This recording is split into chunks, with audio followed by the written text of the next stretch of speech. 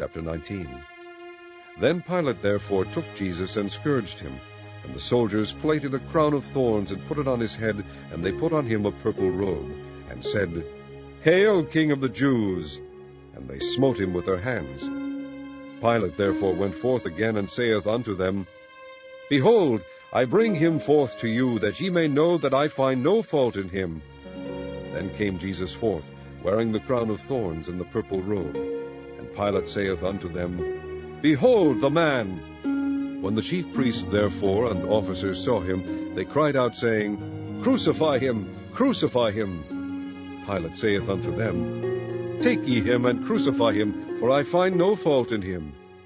The Jews answered him, We have a law, and by our law he ought to die, because he made himself the Son of God. When Pilate therefore heard that saying, he was the more afraid, and went again into the judgment hall, and saith unto Jesus, Whence art thou? But Jesus gave him no answer. Then saith Pilate unto him, Speakest thou not unto me? Knowest thou not that I have power to crucify thee, and have power to release thee?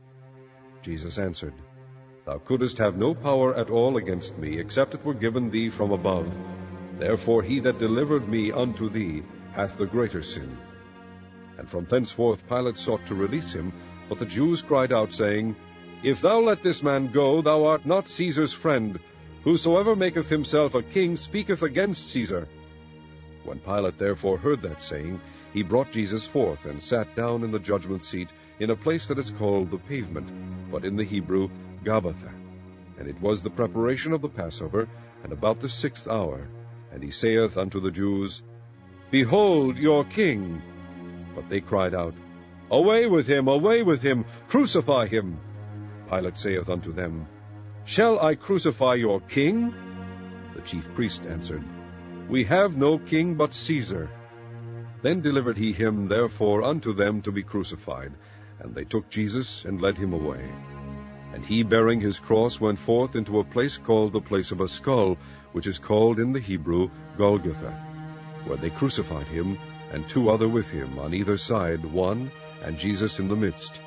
And Pilate wrote a title, and put it on the cross, and the writing was, Jesus of Nazareth, the King of the Jews.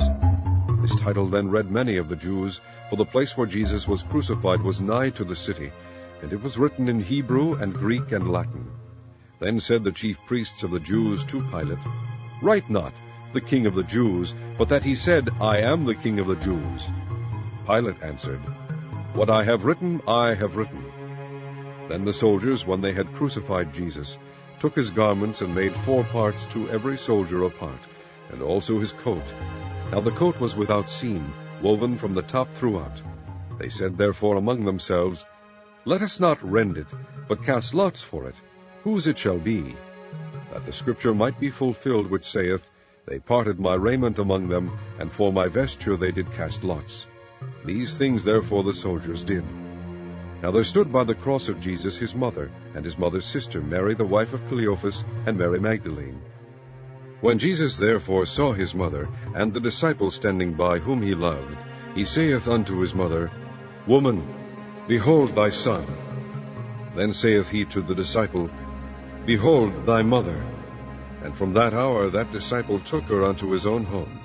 After this Jesus, knowing that all things were now accomplished, that the scripture might be fulfilled, saith, I thirst. Now there was set a vessel full of vinegar, and they filled a sponge with vinegar, and put it upon hyssop, and put it to his mouth. When Jesus therefore had received the vinegar, he said, It is finished. And he bowed his head, and gave up the ghost. The Jews therefore, because it was the preparation, that the body should not remain upon the cross on the Sabbath day, for that Sabbath day was an high day, besought Pilate that their legs might be broken, and that they might be taken away. Then came the soldiers, and brake the legs of the first, and of the other which was crucified with him. But when they came to Jesus, and saw that he was dead already, they brake not his legs. But one of the soldiers with a spear pierced his side, and forthwith came there out blood and water. And he that saw it bare record, and his record is true. And he knoweth that he saith true, that ye might believe. For these things were done, that the scripture should be fulfilled, A bone of him shall not be broken. And again another scripture saith, they shall look on him whom they pierced. And after this Joseph of Arimathea, being a disciple of Jesus, but secretly for fear of the Jews, besought Pilate that he might take away the body of Jesus. And Pilate gave him leave. He came therefore and took the body of Jesus. And there came also Nicodemus, which at the first came to Jesus by night, and brought a mixture of myrrh and aloes, about 100 pound weight. Then took they the body of Jesus, and wound it in linen clothes with the spices, as the manner of the Jews is to bury. Now in the place where he was crucified there was a garden, and in the garden a new sepulchre, wherein was never man yet laid. There laid they Jesus therefore, because of the Jews' preparation day, for the sepulchre was nigh at hand.